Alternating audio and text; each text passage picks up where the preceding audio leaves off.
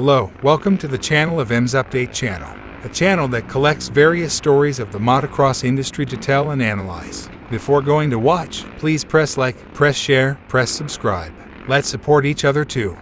The first Triple Crown round of Monster Energy AMA Supercross is upon us. Not only that though, the Supercross Futures are also here today featuring Hayden Deegan, Daxton Bennick, Casey Cochran, and many more that will all get to race during the night show between the second and third 250SX and 450SX main events. Elite Tomac enters with a 6-point lead over Cooper Webb in the 450SX standings, after the duo finished first and second in back-to-back rounds to start out the year. A similar story has developed in the 250SX West Division as well, though, as Jet Lawrence has won twice while RJ Hampshire has finished second twice to also put Lawrence 6 points up in the standings.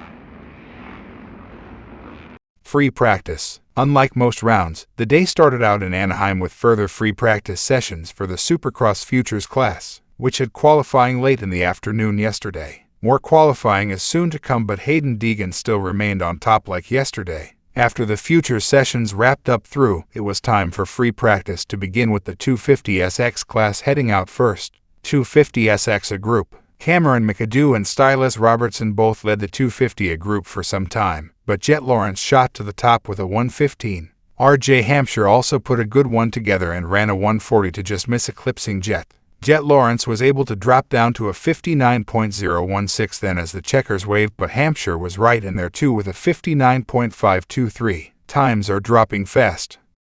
Next up was the 450A group, and Christian Craig led the field around early on. Tomac shot to the top first, initially with a lap time in the mid-ones, but then he and several others dipped down into the 59 seconds. Chase Sexton shot to the top at a 59.154. For just a few seconds before Cooper Webb became the first rider all day to dip into the 58 seconds with a 58.832. The checkered flag then waved, and Tomac's final attempt was only good enough to go back to P2 with a 59.122. So, Webb on top early in Anaheim. As the combined sessions of the day began, the 250A group rolled out, and it was a bit of a shock to see Cameron McAdoo back in action after his big get-off in the first session. McAdoo rolled around behind the field for a while and eventually started jumping things again and blitzing the whoops. A few other things were happening as well, like Jet Lawrence and Styles Robertson going back and forth atop the leaderboard for a little bit as they were in the mid-59 seconds. Max Voland had a small tip over after the finish line jump but got right back after it. Jet Lawrence eventually dipped down into the 57 seconds with a 57.988 to qualify P1 for tonight.